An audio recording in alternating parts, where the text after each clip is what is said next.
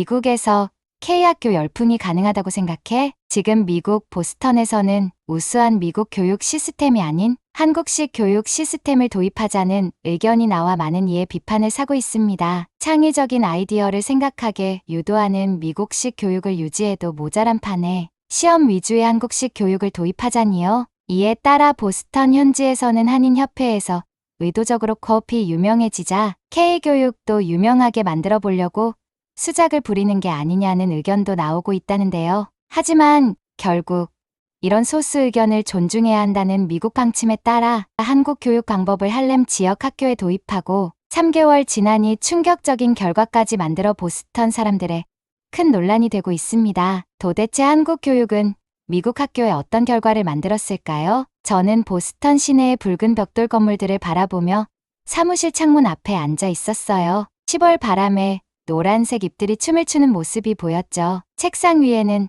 또 다른 보고서가 놓여 있었어요. 그 안에는 수년간 봐왔던 실망스러운 숫자들이 가득했어요. 저는 매사추세츠 교육부의 정책 담당자로 이런 보고서를 수백 번 읽었죠. 그런데 오늘은 다르게 느껴졌어요. 브라운 씨?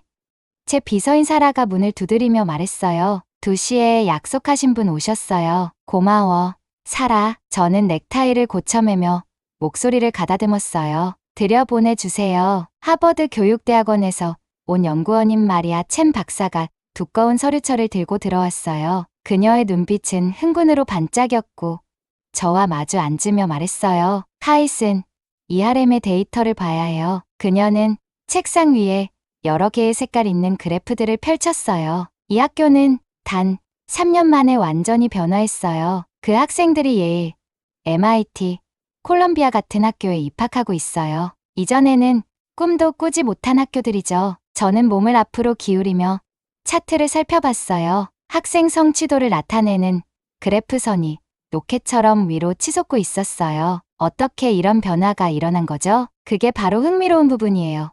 마리아가 말했어요. 그들은 한국의 교육 방법을 채택했어요. 그곳의 교장은 1년 동안 한국 교육 시스템을 연구하고 그 배운 것을 학교에 도입했죠. 저는 책상 위를 손톱으로 톡톡 두드리며 이 정보를 곱씹었어요. 교육 분야에서 15년을 일하면서 저는 수많은 새로운 교수법과 개혁안을 봤었죠. 대부분은 별 효과가 없고 특정 집단이 주목을 받으려고 의도적으로 지어낸 시스템이라 몇 년 지나면 사라지기 일쑤였어요. 그리고 이번 한국 교육 시스템도 아마 한인협회에서 주목을 받으려고 의도적으로 의견을 내는 별 의미 없는 시스템일 거라고 생각했어요. 하지만 무관심한 척을 할 수 없어 마리아에게 좀 더 물어보기로 결정했어요. 한국의 방법에 대해서 좀 더 얘기해 주세요. 저는 공책을 꺼내며 말했어요. 마리아의 눈이 빛났어요. 그건 단순히 교실에서 일어나는 일만이 아니에요. 그건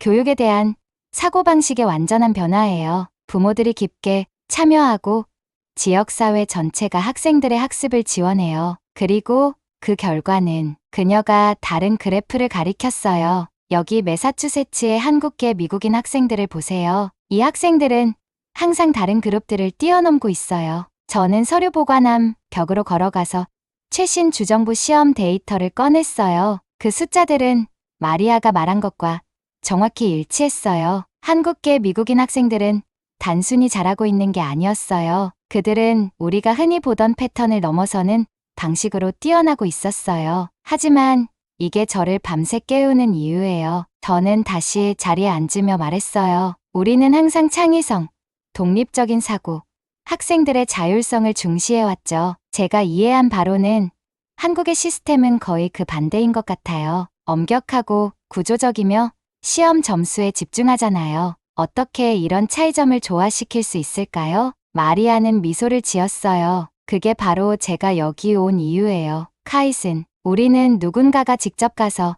이 시스템을 경험해 봐야 해요. 교육 정책을 이해하면서도 새로운 시각으로 접근할 수 있는 사람이 필요해요. 그녀가 의미심장하게 멈췄어요. 그 사람이 바로 당신이에요. 저의 심장이 빠르게 뛰기 시작했어요. 책상 위에 있는 가족 사진을 보았어요. 여름 방학에 갔던 해변에서 찍은 제 아내 엠마와 우리 딸 릴리의 사진이었죠. 그동안 제가 앉아서 참여했던 회의들, 썼던 보고서들, 제가 디자인했던 개혁들, 그 중에 진짜로 변화를 일으킨 게 있었을까요? 한국으로 가는 여행이요? 제가 천천히 말했어요. 이미 그곳에 관료적인 장애물들이 떠오르고 있었죠. 부서에서 절대 승인하지 않을 거예요. 사실 마리아는 또 다른 문서를 꺼냈어요. 하버드에 교육 연구를 위한 지원금이 있어요. 우리는 그 돈으로 여행 경비를 지원할 수 있어요. 필요한 건 부서의 휴가 승인뿐이에요. 저는 일어나다가 다시 창문 쪽으로 걸어갔어요. 창밖에는 근처 고등학교 학생들이 책가방을 메고 집으로 가는 모습이 보였어요. 그들의 미래, 그리고 매사추세츠의 모든 학생들이 더 나은 방법을 찾을 수 있다면 얼마나 그들의 삶이 바뀔 수 있을지 생각했어요. 제가 간다고 해도, 제가 말했어요. 그들의 시스템에 대해 배운다고 해도 우리가 그런 걸 여기서 어떻게 실행할 수 있을까요? 우리의 문화는 너무 다르잖아요. 어쩌면 우리는 모든 것을 똑같이 따라할 필요는 없을지도 몰라요. 마리아가 대답했어요. 어쩌면 그들의 시스템이 왜 효과적인지, 그 요소들 중 우리가 적응할 수 있는 부분이 무엇인지 이해하는 게 중요할 수도 있어요. 하지만 그 첫걸음을 내딛는 사람이 없으면 아무것도 알 수 없겠죠. 저는 책상으로 돌아가서 PS309의 변화를 보여주는 그래프를 집어들었어요. 그 숫자들은 가능성으로 뛰고 있는 것처럼 보였어요. 수년간 문서 작업과 보고서 작성만 해왔던 제가 이제는 진짜로 무언가를 해볼 기회를 맞이한 거였죠. 뭔가 실제로 변화를 일으킬 수 있는 일을 가족과 얘기해 봐야겠어요. 제가 마침내 말했어요. 그리고 제 상사와도 상의해야겠죠. 하지만 저는 마리아의 기대에 찬 눈빛을 마주쳤어요. 저는 이 일을 하고 싶어요. 제 스스로 이걸 보고 싶어요. 그 결정이 제 경력뿐만 아니라 교육이 무엇일 수 있는지에 대한 제 전반적인 이해까지 바꿔놓을 줄은 몰랐어요. 비행기가 인천국제공항에 착륙한 순간 해가 지고 있었습니다. 몇 달간의 연구와 계획 끝에 드디어 한국에 도착한 저는 가슴이 두근거렸어요. 비행기 창문을 통해 보이는 현대적인 유리와 철로 된 터미널 건물이 주황빛에 반짝이고 있었죠. 여기서부터 진짜 배움이 시작될 거라는 생각이 들었어요. 저는 기내 수화물을 챙기고 사람들 따라 입국 심사를 받으러 갔습니다. 주변에는 한국어와 영어로 된 표지판들이 방향을 안내하고 있었어요. 공항은 정말 깨끗했어요. 쓰레기 한 조각 없이 깔끔하게 정리되어 있더군요. 보스턴에서의 긴 비행을 마친 후에도 여기가 얼마나 체계적인지 여권 검사 구역에서부터 색깔로 구분된 표지판들까지 모든 것이 정리정돈이 잘 되어 있다는 점을 놓칠 수 없었어요. 한국은 처음이세요? 입국 심사 직원이 제 여권에 도장을 찍으면서 물어봤어요. 네, 맞아요. 제가 대답했어요. 한국의 교육 시스템을 배우러 왔어요. 그녀는 따뜻하게 미소 지으며 말했어요. 아, 좋은 시기에 오셨네요. 곧 대학 수학 능력 시험이 있거든요. 바로 그 이후로 저는 11월에 방문을 계획한 거였어요. 매사추세츠 교육부의 정책 담당자로서 저는 한국의 유명한 대학 수학 능력 시험인 수능에 대한 수많은 기사를 읽었어요. 하지만 그저 읽는 것만으로는 부족했어요. 직접 보고 싶었던 거죠. 다음 날 아침, 저는 서울의 호텔에서 일찍 일어났습니다. 서울은 아침 6시에도 이미 활기차게 움직이고 있었어요. 15층 창문 너머로는 학생들이 깔끔한 교복을 입고 인도 위를 바쁘게 걷고 있는 모습이 보였어요. 많은 학생들이 무거운 책가방을 메고 아침을 사 먹기 위해 작은 길거리 음식점에 들렀어요. 저희 첫 번째 목적지는 서울과학고등학교였어요. 한국에서 가장 명문인 학교 중 하나로 알려져 있었죠. 건물 자체는 그다지 인상적이지 않았어요. 많은 미국의 공립학교들과 비슷한 평범한 콘크리트 건물이었거든요. 하지만 그 안의 분위기는 제가 미국에서 경험한 것과는 완전히 달랐어요. 수업이 시작되기 직전에 도착했어요. 학생들은 지나가는 선생님들에게 예의를 표하며 고개를 숙였어요. 교실 안은 전혀 다른 분위기였어요. 학생들은 모두 똑바로 앉아 열심히 필기하고 있었죠. 선생님이 질문을 던지면 수많은 손들이 하늘로 치솟았어요. 그 에너지는 전기가 흐르는 듯 했어요. 점심시간에 저는 선생님들과 교무실에서 함께 앉았어요. 그들은 미국 학교에 대해 궁금해하며 자신들의 경험을 나누고 싶어 했어요. 한 선생님, 김 선생님은 수학을 20년 동안 가르쳤다고 하셨어요. 한국에서는 교직이 가장 존경받는 직업 중 하나예요.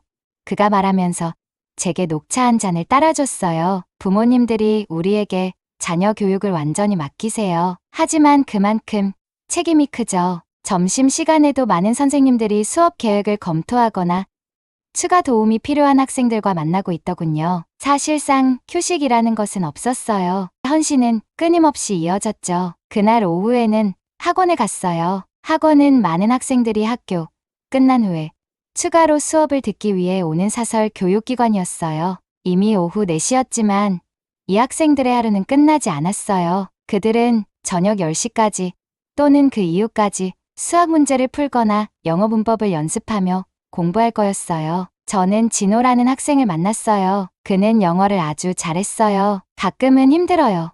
그는 고백했어요. 하지만 이게 우리가 성공하는 길이에요. 부모님이 이 수업료를 내기 위해 열심히 일하시니까 실망시킬 수 없죠. 그의 말은 저에게 깊은 인상을 남겼어요. 교육에 대해 많은 일을 해왔지만 학생들, 부모님, 선생님들 간에 이렇게 깊은 책임감을 본 적은 없었어요. 그건 단순히 개인의 성공이 아니라 가족의 명예와 사회적 책임에 대한 것이었죠. 저녁에 호텔로 돌아가는 길에 저는 수십 개의 학원 창문을 지나쳤어요. 각 창문 안에서는 학생들이 아직 공부하고 있었어요. 편의점에도 학생들이 잠깐 식사를 하면서 공부할 수 있는 작은 공간들이 마련되어 있었어요. 그날 밤, 저는 호텔 방에서 잠을 이루지 못했어요. 제 머릿속은 복잡하게 돌아갔어요. 제가 보고 있던 모든 것이 교육에 대한 제 기존의 생각을 뒤흔들었어요. 한국의 교육 시스템은 매우 힘들었어요. 어떤 면에서는 지나칠 정도로 힘들 수도 있겠지만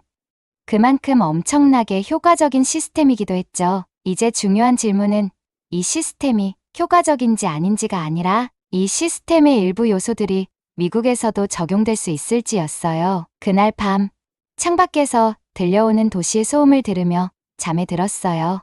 이제 막 한국 교육에 대한 여정이 시작되었음을 알았어요. 진짜 깨달음은 아직 오지 않았다는 걸 느꼈어요. 한국에 오기 전에 수능에 대해 들은 적은 있었지만 그날 아침에 제가 본 것은 아무것도 준비할 수 없었어요. 한국의 대학 수학 능력 시험은 단순한 시험이 아니라 마치 온 나라가 숨을 죽이고 있는 듯한 느낌이었어요. 그날 아침 저는 일찍 일어났어요. 해가 뜨기도 전이었죠. 서울 거리는 이상하게도 조용했어요. 시험장 중 하나로 가는 길에 평소 같으면 차와 사람들로 북적였을 텐데 오늘은 뭔가 달랐어요. 사람들이 다 어디 갔지?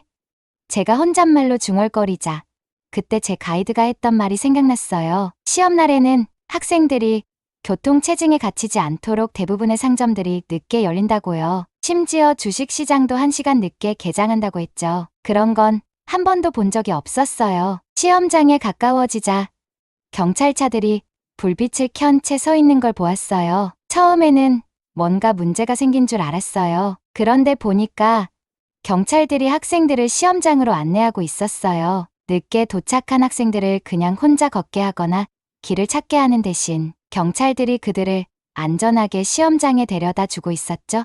제 고향인 매사추세츠에서는 늦은 학생은 그냥 운이 없는 거였어요. 시험장 밖의 모습이 저를 멈추게 했어요. 수백 명의 부모님들이 모여서 잘할 수 있어. 우리는 너를 믿어. 같은 문구가 적힌 형형색색의 플래카드를 들고 있었어요. 어떤 어머니, 아버지는 작은 매트를 깔고 무릎을 꿇은 채 기도를 올리고 있었어요. 또 다른 부모님들은 조용히 서서 자녀들이 시험을 치를 건물에 눈을 고정한 채 있었죠. 저는 한 어머니가 딸의 교복을 고쳐주는 모습을 봤어요. 문제를 읽을 때마다 조심히 읽어야 해. 어머니는 조용히 딸의 머리를 매만지며 말했어요. 그 소녀는 고개를 끄덕이고 깊은 숨을 들이쉬며 시험장으로 들어갔어요. 어머니의 눈은 딸이 건물 안으로 사라질 때까지 그녀를 떠나지 않았어요. 갑자기 하늘에서 낮은 굉음이 들려왔어요. 저는 그게 뭐지 하고 위를 올려다봤죠. 비행기가 왔어요. 평소보다 훨씬 높은 고도로 비행하고 있었죠. 한 부모님이 제 어리둥절한 표정을 보고 설명해 주셨어요. 수능 영어 청의 파트 때문에 항로가 바뀌었다는 거예요. 엔진 소리가 학생들을 방해하지 않도록 그렇게 조치를 했다고 하더라고요. 오전 시간이 지나면서 저는 기다리고 있는 부모님들과 이야기를 나누었어요. 그들은 이날을 준비하면서 있었던 이야기들을 나눠주었어요. 어떤 부모님은 좋은 학교 가까운 곳으로 이사했다고 했고, 다른 부모님은 튜터링 비용을 마련하기 위해 추가로 일을 했다고 했어요. 한 아버지는 이날을 위해 아예 일을 쉬었다고 말했어요. 우리 딸의 미래만이 아니라 우리 가족의 미래예요. 한국에서는 우리가 함께 성공해요. 라고 하시면서요. 점심시간쯤 놀라운 일이 일어났어요. 근처 음식점들이 밖에서 기다리고 있는 부모님들에게 음식을 가져다 주었어요. 뜨거운 국물, 밥, 반찬들이었죠. 자원봉사자들은 뜨거운 커피와 차를 나누어 주었고요. 아무도 이런 일을 부탁하지 않았어요. 그냥 도와주고 싶었던 거죠. 저는 모르는 사람들이 음식을 나누고 서로 격려하는 모습을 보며 감동했어요. 모두가 학생들을 응원하고 있다는 느낌이었어요. 오후는 정말 길게 느껴졌어요. 몇몇 부모님들은 몇 시간 동안 자리를 뜨지 않고 계속 서 있거나 앉아서 일부는 책을 읽고 일부는 조용히 대화하고 있었어요. 하지만 모두 같은 마음으로 기다리고 있었죠. 그 분위기는 긴장감이라기보다는 마치 하나의 공동 목표를 가지고 모두가 한 마음으로 돕고 있다는 느낌이었어요. 해가 지기 시작하면서 건물 안에서 움직이는 소리가 들렸어요. 시험이 끝났다는 신호였죠. 부모님들은 일어나서 짐을 챙기며 자녀들을 맞이할 준비를 했어요. 학생들이 하나둘씩 나오는 모습을 보았을 때 저는 눈물이 나왔어요. 피곤해 보이는 학생들도 있었지만 모두 부모님에게 고개를 숙였어요. 그리고 부모님들은 자녀를 안으며 어떤 분은 울고 어떤 분은 안도의 미소를 지었어요. 저녁에 호텔로 돌아가면서 저는 그날 본 장면을 계속 떠올렸어요. 이건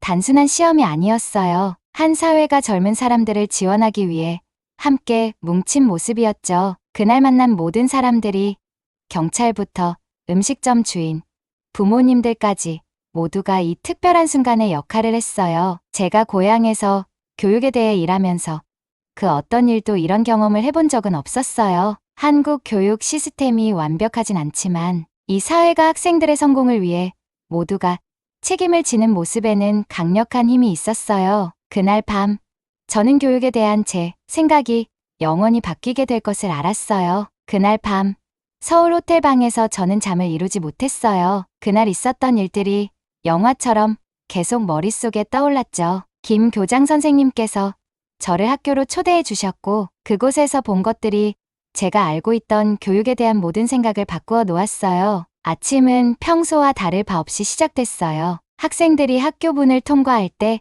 정중하게 인사를 했죠. 그런데 오늘은 달랐어요. 왜냐하면 저는 그저 멀리서 관찰하는 것이 아니라 박 선생님과 3B반 학생들과 함께 하루를 보낼 예정이었거든요. 교실은 아주 간단했지만 깔끔했어요. 30개의 책상이 정렬되어 앞을 향해 있었고 큰 창문을 통해 자연광이 들어왔어요. 교실 벽에는 한국어와 영어로 된 영감을 주는 문구들과 학생들의 작품, 학업 성취도가 장식되어 있었죠. 제 눈에 띄었던 것은 교실 뒤편에 붙어있던 큰 차트였어요. 그 차트에는 교실 내에서 각 학생이 맡은 책임이 나와 있었고 모두가 할 일이 있었죠. 학생들이 하나둘씩 들어오자 뭔가 이상한 점을 발견했어요. 보통 학생들은 자리에 앉자마자 친구들과 대화를 시작하곤 하는데 오늘은 달랐어요. 각 학생이 먼저 그날 맡은 일을 확인하고 있었거든요. 한 남학생은 창가에 있는 식물에 물을 주고 있었고 두 명의 여학생은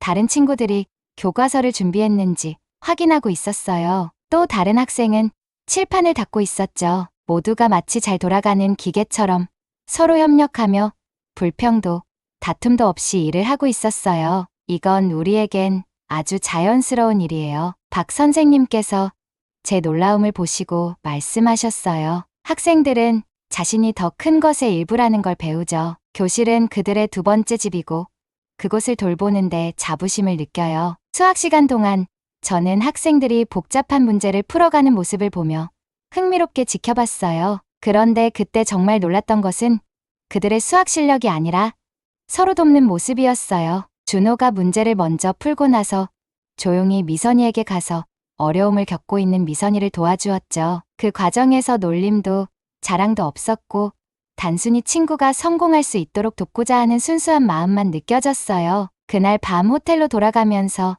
저는 여러 공부 카페를 지나쳤어요. 창문을 통해 학생들이 함께 공부하고 간식을 나누며 서로를 돕고 있는 모습을 볼 수 있었죠. 늦은 시간임에도 불구하고 그들은 혼자가 아니었어요. 그들의 교육 여정에는 공동체 전체가 함께하고 있었어요. 그들은 믿고 응원받고 있었죠. 그때 저는 한국 교육의 특별함이 단지 긴 공부, 시간이나 체계적인 학습 접근, 방식에서 오는 것이 아니라는 걸 깨달았어요. 교육은 단지 머리를 키우는 것이 아니라 마음을 키우는 것이었어요. 성공적인 개인을 만드는 것이 아니라 배려하는 시민을 만드는 것이었죠. 이건 좋은 성적을 받는 것만이 아니었어요. 세상을 더 나은 곳으로 만드는 사람이 되는 것이었어요. 이 깨달음은 제 고향인 매사추세츠에서 제 교육에 대한 사명을 바라보는 방식을 완전히 바꿔놓을 거였어요. 저는 학문적인 비법을 찾으러 왔지만 훨씬 더 소중한 것을 가지고 떠나게 되었어요.